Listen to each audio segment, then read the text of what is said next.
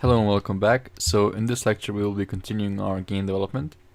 Last time we made these three invaders and we gave them components such as rigid body, box collider, and the enemy controller script that we will now modify in order to enable them to be alive in our scene. Let's go ahead and open up. I'm just going to close League of Legends here, played the game earlier. I'm just going to close it now. Let's open up this script here. And let's go ahead and create a method for movement. And let's in the update method now call movement, since we will be going to be moving each frame. And each frame we want to be executing the code from this method that will be going to place now. So how Space Invaders usually work is they come up from the top and they go to the bottom, and then they have patterns of movement to maybe they move to the left or to the right. So now if you notice in my inspector, to the right the up and down is the y-axis and the left and right is the x-axis. So we need to get some movement going on those axes. So let's go ahead and open up our script. And in here I can say, well, first we need to get a reference to the rigid body. Let's go ahead and say rigid body, call this variable maybe rig. And when the game starts, we can say we grab the component. Oops. So rig equals get component rigid body basically grabs the rigid body of the game object, which allows us to reference each one of these values here and much more. So now in movement I can say rig equals actually rig.velocity, since we want to give it some kind of velocity, equals, and we can say vector3.up times, and since we're moving down we have to say negative speed.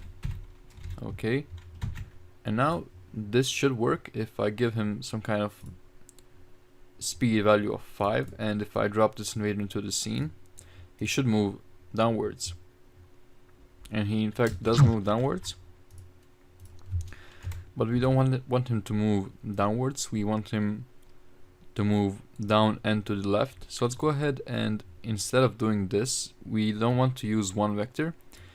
This vector3.up is only referring to, let me just grab the player, the up movement, the up vector. But we don't want that, we actually want two vectors, the right and the up. So instead of doing this, let's go ahead and say new vector, vector3, and open up the curly brackets, and the first value here is going to be x. So for x we're going to say speed times time.delta time, and then we get the y, which is minus speed times time.delta time, and for the z just leave it at 0. So now if I save this and go back into Unity, if I drop in my invader and move him like this, it does in fact move downwards, but very diagonally, but very slowly, because we did multiply by time.delta time, and we should increase our speed.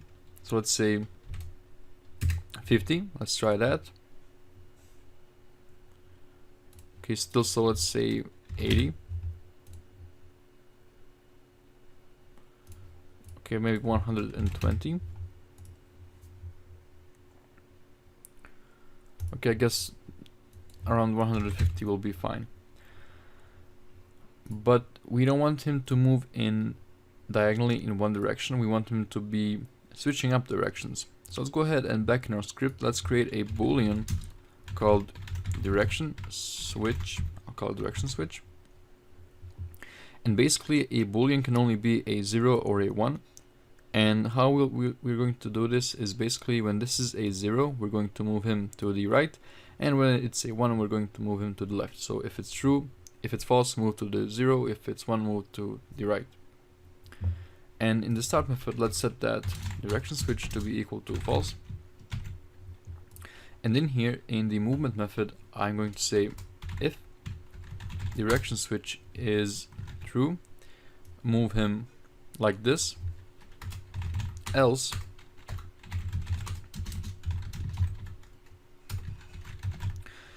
Now we're wanting to move him on the left, so it's negative speed times time dot delta time, and again negative speed times time dot delta time, and 0 for the z axis. Okay, so now we have our movement, but now if the game starts, the direction switch is set to false and we never reset it. So let's go ahead and make use of this change timer value that we have here. We can make a new method called maybe I'm not so creative, let's say switch timer, sure, whatever. And basically what I want to do is each frame I want to say change timer minus equal time dot delta time, and if change timer is less than 0, I want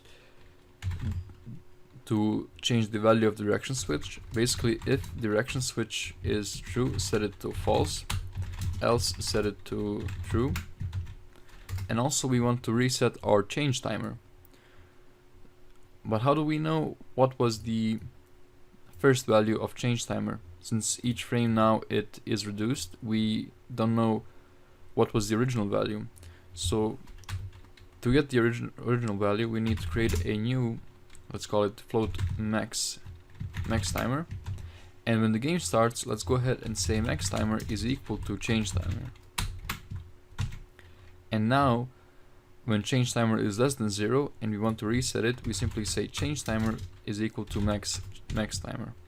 Okay, so let's save this and head back into Unity.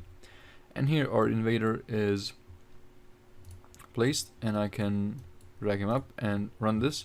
So you can see the change timer is 1, so every second he should change directions, but I forgot to call the switch timer method in the update method, so sorry about that. Let's say switch timer. There we go. And let's go ahead and now run the game. Should see him walking left and then he's walking right. There we go. He has a pattern, and we can of course increase the change timer speed here. Now that this will result in a different movement. So he's going for, you can see the timer here decreasing slowly. And the good thing here is we can take these different invaders and just give them different speed values and different change timers, and now they instantly work. You don't have to do any code setup because they're basically the same. Now in the next lecture we're going to be polishing things up. We will give them health, and we'll make sure that they start at different they start walking in different directions. So thank you for watching, and I'll see you in the next lecture. Konnichiwa.